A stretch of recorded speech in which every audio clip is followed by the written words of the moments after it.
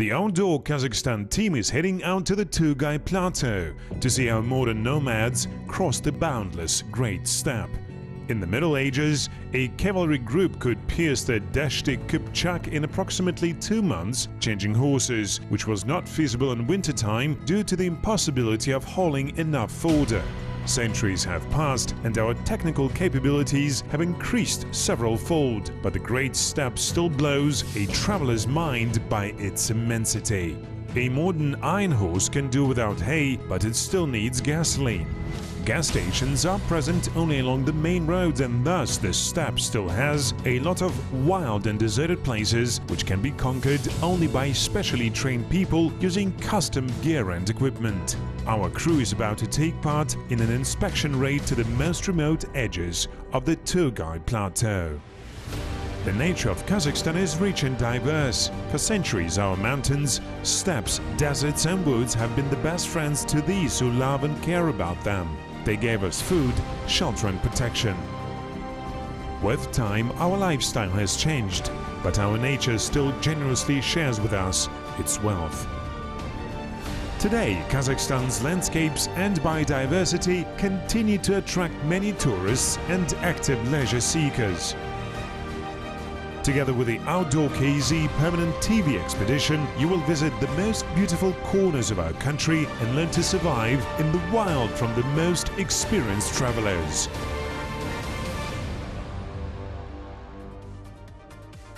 About 20 years ago, with the appearance of heavy-duty snowmobiles, extreme lovers got access to the wildest and most remote corners of our country. Prior to that, people did not risk going too far from the big roads in winter. Locals would occasionally go off into the winter steppe using supercharged off-road trucks, but they clearly realized that the stakes were high. A medium-strength snowstorm could cut them off from the outside world for many months. The advent of snowmobiles, though, has changed the setting. Every year, winter tourism on snowmobiles is gaining popularity among active recreationists.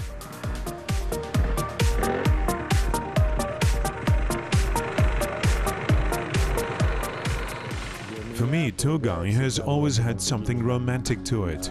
Compared to the densely populated south, not to mention Europe, the Great Steppe feels like another planet, which even requires different measurement units, like parsecs or, say, light years. The territory of Kostanay and Aktober regions is enough to feed Germany, Hungary, the Czech Republic and even Belgium for that matter. Whereas in Europe the average population density is over 200 people per 1 square kilometer, even 400 people in some countries, here it is only 4 people per 1 square kilometer.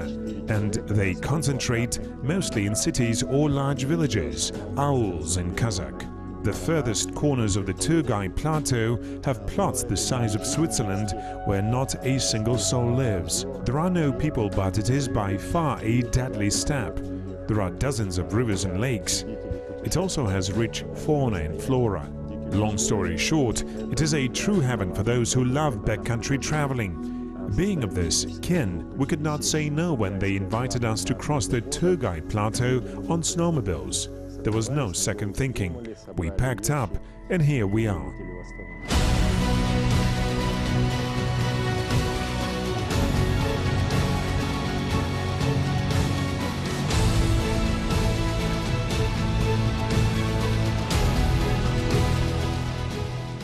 A businessman from Astana, PLATEAU, is the main organizer of the expedition.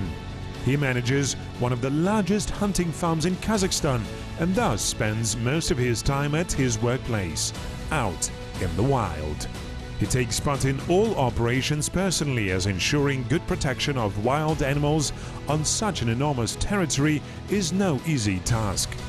PLATEAU believes that his efforts are not in vain, and he is sure that over time, environmental and hunting tourism in TURGAI will turn into a highly profitable business cluster, as it already happened in many countries of the world. Здравствуйте, друзья! Вы находитесь на нашем охотничьем хозяйстве. Dear friends, you are now on the territory of Imanovskoye and Shaptykolskoye hunting farms. These hunting farms cover the area of more than 2.5 million hectares, guarded by more than 20 park rangers, using more than 15 vehicles, more than 20 snowmobiles and other motor vehicles specifically intended for nature protection activities. We also have 5 recreation camps to accommodate tourists. Базы отдыха. На нашей территории находится 5 баз отдыха.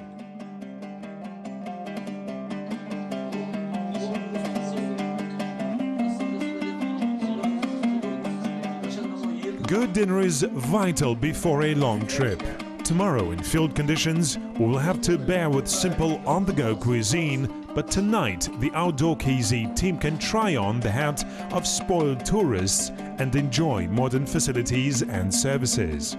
Foreign tourists are attracted not only by the beauty of nature, but also by good customer service. Everybody wants to live in comfortable conditions and hunt in places rich with game. To ensure a successful operation competitive on the international tourist market, natural resource users have to spend a lot of time and money on animal protection, breeding and care, as well as build cozy hotels and high qualified personnel. It all costs money. That's why the issue of profitability is always on the minds of tourists and hunting park managers. Many think that hunting is a pleasure that costs nothing. Come, hunt and go. Procuring some game is only the tip of the iceberg, as it entails huge preparation, human resources, equipment, environmental protection and feeding animals. You will see for yourself how many game managers will take part in the raid. Just a glance at the backyard is enough to understand how serious of an expedition is ahead of us. Confident and measured movements of the foresters reveal their high professionalism. You cannot do it other way. Thorough preparation and special equipment like snowmobiles, making sure there is enough gasoline, food and other supplies. A lot of work. Our raid will last 5 to 6 days. Tourist business is a good thing, but the well-known Kazakh hospitality goes far beyond business as usual. The popular song about the owl of Amangel-D was not included into the routine entertainment program. It was the need of heart.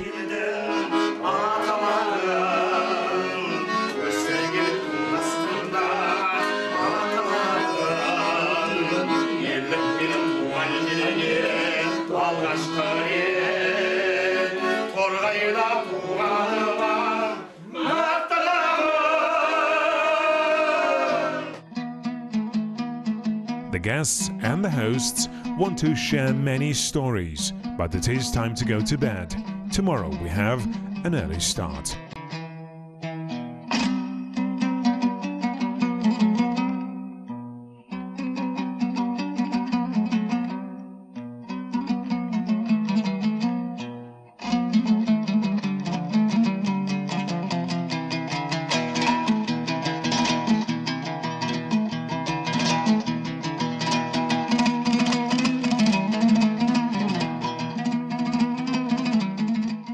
The mobile group splits into 2, truck and snowmobile. The trucks will hold a heavy load. The groups mark the GPS coordinates of the first meeting. Today we will cover about 170 kilometers, a walk in the park by local standards.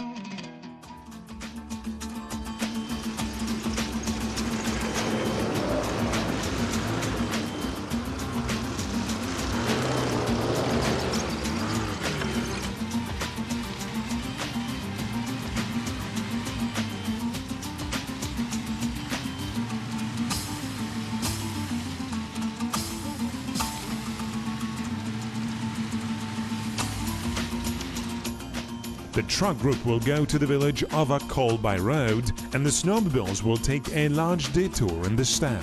10 meters visibility in the fog. In such weather, the drivers should stay focused all the time. The road was cleared of snow not so long ago, but the night wind has already managed to build some nice snowdrifts. On one of them, the truck jumped and flew off the road into the roadside. But that time, the guys got away with it, pulled the truck out and continued on the way.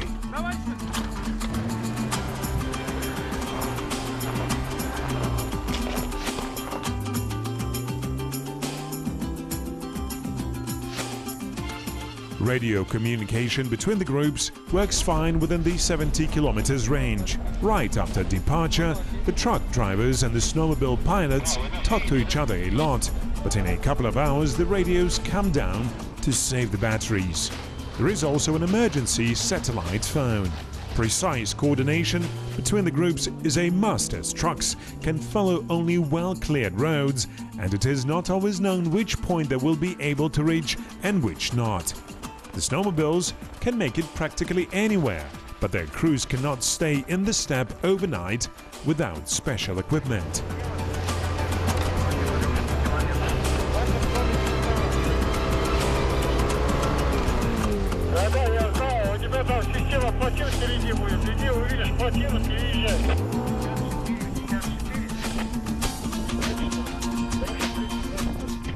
Although the severe cold season is over, the morning turned out rather crispy, minus 15 degrees centigrade.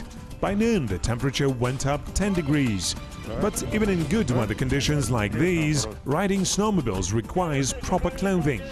Facial protection from frostbite and snow crumbs, like special glasses and masks, is absolutely necessary. In their helmets, snowmobile pilots look like medieval armored knights.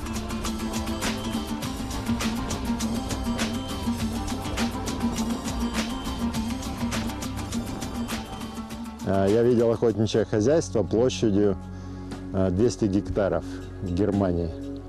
А вот сейчас я нахожусь в охотничьем хозяйстве. In Germany, I visited a 200 hectares hunting park. And now I'm in a hunting farm of 3 million hectares. There in Germany, I felt myself like a giant, a Gulliver, but here I am like a dwarf or a Lilliputian. Like a grain of sand in the ocean, or like the Matt Damon character who was left on Mars. According to the plan, the next meeting with the truck group is in 170 kilometers. On the one hand, the vast open space of untouched wild nature may suppress and frighten a human being. On the other hand, it is here that you understand the value of the gift we were given. It is priceless. The Europeans only dream of such a vast expanse. Thousands of tourists are willing to pay money for the pleasure of enjoying this solitude of the wild. И, конечно, существует тысячи людей, любителей путешествий по диким местам, которые готовы платить деньги ради удовольствия побывать вот в таких диких местах.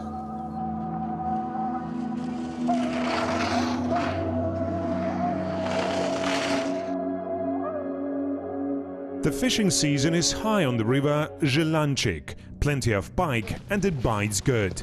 A group of fishermen comes here every year from Chelyabinsk. The Russians spend the night in the house of a local and stay on the river the whole day.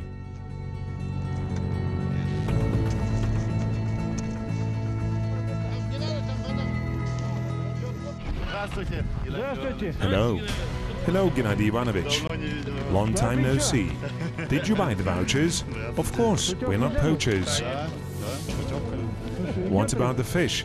It's biting all right. Our guide, Gennady Ivanovich Oleynikov, is a well-known person in the TURGAI steppe.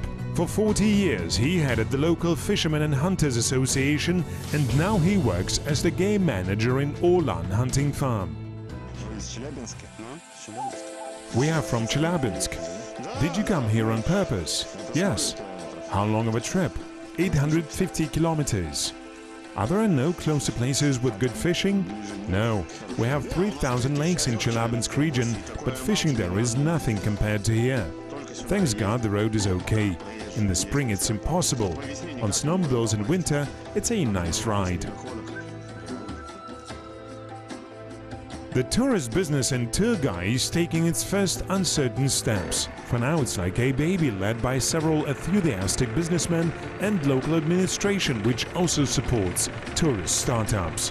For example, tourist fishermen pay not only for bioresources, the same as commercial fishermen, but also for customer services, housing, transportation and food. This helps boosting local economy. The fishermen drill holes in the ice to install special fishing tackles with live bait. Small fish for bait can be caught right here. We will be catching pike with live bait. Охотничий туризм – это отрасль экономики, которая приносит огромные доходы во всех развитых странах и неразвитых странах. Hunting tourism is an important industry generating enormous profits in many developed and developing countries in Africa, also in Canada, both Americas and Europe. Even our former compatriots from Belarus managed to build highly profitable hunting business models. With time, hunting tourism will generate income for the state, entrepreneurs and local population. Our current task is to attract investors. To do so, we need to adopt necessary legislation. Today in Belarus, for example, you can hunt bison, although it is listed in the National Red Book. They breed them. Bison hunting is also developing in the US, where the species almost disappeared due to uncontrolled hunting by settlers. Elk hunting is popular in Norway, 100,000 of heads every year, 50,000 more in Finland, and I think about 70,000 in Sweden. In the small Czech Republic they hunt more than 500,000 roes every year. It's a lot, but the population is stable and even grows because they are rational about it. The animals who bypass their reproductive age are withdrawn from nature, benefiting it and the state. This is how we should do it, but the branch needs investment. If we manage to properly organize hunting here today and create necessary conditions, thousands of tourists will come to Kazakhstan. They will rush here for conventional hunting as well as eco-tourism. They will come here and get pleasure from mere observation. Just imagine an absolutely magnificent scene of 1 million geese taking off from a lake. Where else can you see something like this? Зрелище, невообразимое зрелище, которое нигде никогда не увидишь. In the Middle Ages, the TURGAI emptied into the Aral Sea. But in the beginning of the 17th century, the hydrography changed. Now the river is divided into sleeves, forms a myriad of lakes and disappears in the drainless Shakat-Yenes hollow. The banks of steppe rivers are covered with inundated TURGAI vegetation like silvery sucker, tamarisk, willow and salt tree. The shallow lakes are circled with dense reed and taifa thickets. Reed thickets along lake coasts is the favorite place of wild pigs, which can be quite dangerous. Our operator asked Gennady Ivanovich to drive up closer to one of them. Although the experienced hunter didn't really like the idea, he couldn't refuse the request. After seeing us about 20 meters away, the boar did not think twice and attacked the uninvited guests. The roles switched. Now the boar was chasing people, shamefully fleeing on snowmobiles.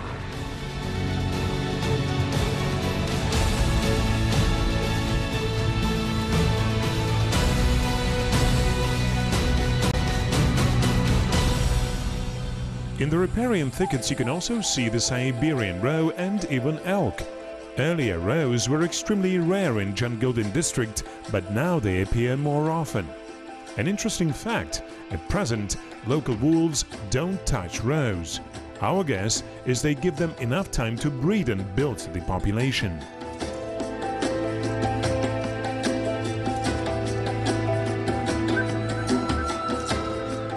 Once upon a time, the TURGAI tributaries were deep.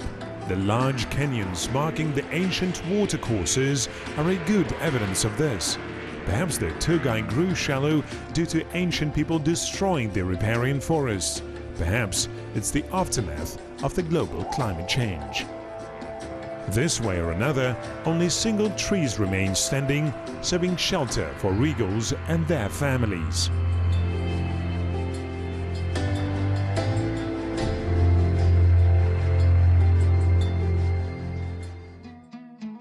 In the steppe there are a lot of ancient burials. People inhabited the TURGAI steppe in the late Stone Age, and in the 13th, 14th centuries that was the place where the early Kazakh Khanate emerged.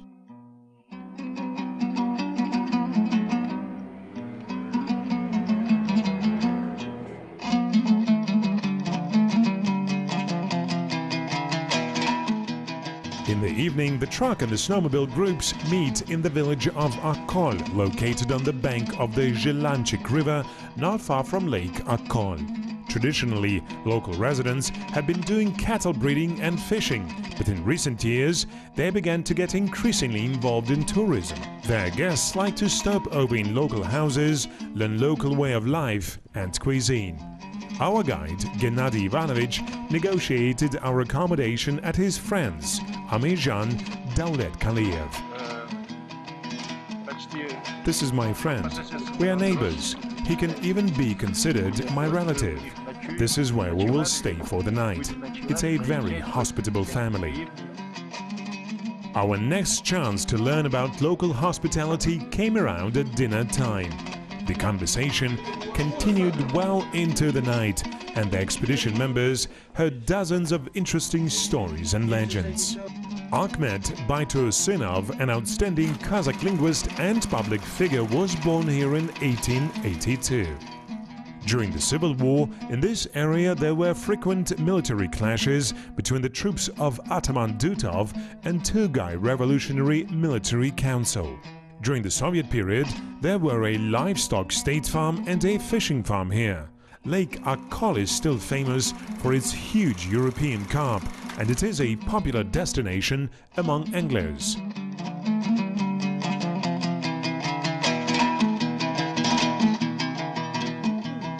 Our guide is a famous wolf hunter and is well known among local residents. In the past, when wolves caused serious damage to livestock production, they used to invite him to their farms and remote grazing sites to protect their livestock from predators. Gennady Ivanovich, how long have you been working in hunting? Almost all my life. I was chairman of the District Society of Hunters and Fishermen. After they disbanded the Oblast unit, I joined the Kostanay Society and retired from there.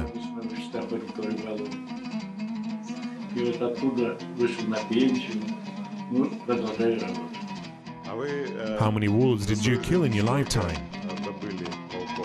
Around 1,800 of them. For 10 years already, the famous wolf hunter has not touched his rifle. His main task now is animal protection.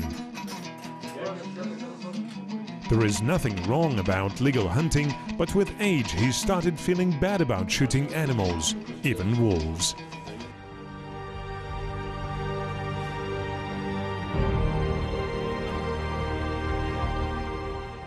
In the morning, the members of the expedition say goodbye to our great hosts and head to the steppe. The weather doesn't make it any easier. The prickly northern wind sweeps the snow and the blizzard begins. The next stop is in 130 kilometers.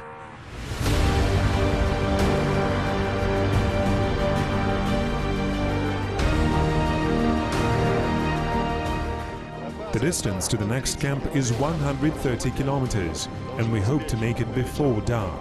The weather is getting bad. The wind blows the snow off the hills, but it accumulates in ridges and riverbeds, which are hard to cross even on snowmobiles. You can speed over hazardous strips, but any obstacle may slow down the track chains, which then dig deep into the snow, not letting the vehicle go further. This is when the team spirit comes in. Long raids in the wild is a team sport. The leader, Batyr Sirkanov, in our case, decides on and delegates the roles to other team members.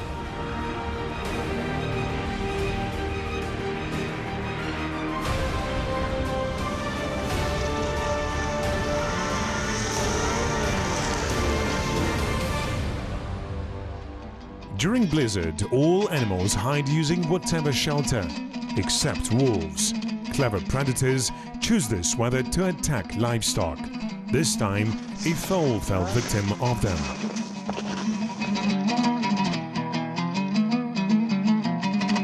Horse breeding is the key activity for the residents of Amangildi and Jangildin districts. Rich pastures maintain their high fodder capacity even in winter. Horses can feed here all the year round. This makes their breeding especially profitable in these parts. Yet, you cannot get away without paying the bloody tax to wolves. The hunters control wolf population as per the law, and wolves have nothing to fear in remote steppe zones. On the contrary, their count around large cities has significantly decreased in recent years, and biologists are talking about the need to protect them. Biologists and game managers have concluded that wild animals management should be adaptive. The term implies flexible environmental management. In other words, rules applied in one zone shouldn't necessarily work in other places. This is why rules established for extensive periods of time for large areas usually become outdated quickly and turn into mere bureaucratic formality.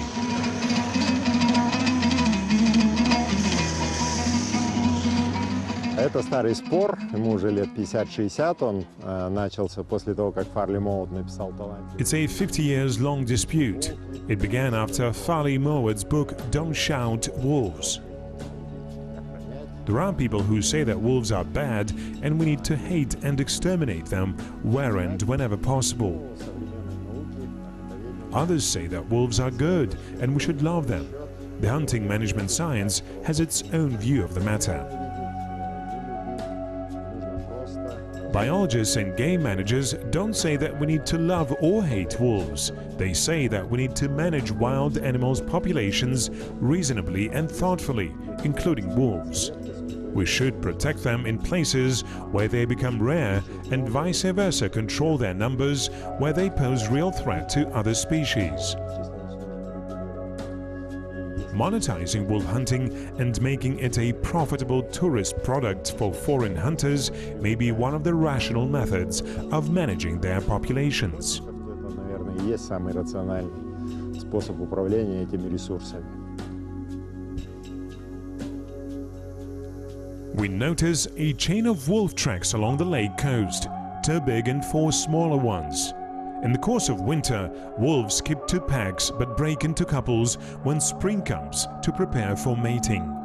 The smaller sized tracks, probably belonging to yearlings, lead into the steppe. They will stay close to their parents for some time, but as skin bonds gradually weaken, they will depart to form their own families. The tracks of the grown-up male and female wolves disappear in reed thickets. It might be that the couple decided to celebrate their engagement with a romantic dinner. They will not kill an adult razorback, but a 1-year-old pig would be just right. Snowmobiles reel up 100 kilometers after another on their tracks, but it's still a long way to the edges of the hunting farm. Coordinating with a truck group and spending our nights in locals' houses, we managed to cover more than 800 kilometers.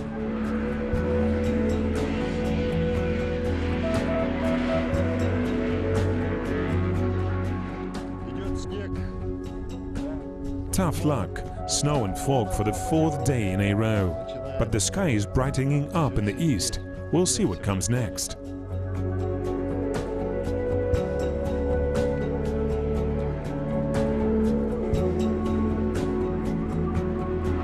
Our expedition is ending, although the Great Steppe is endless.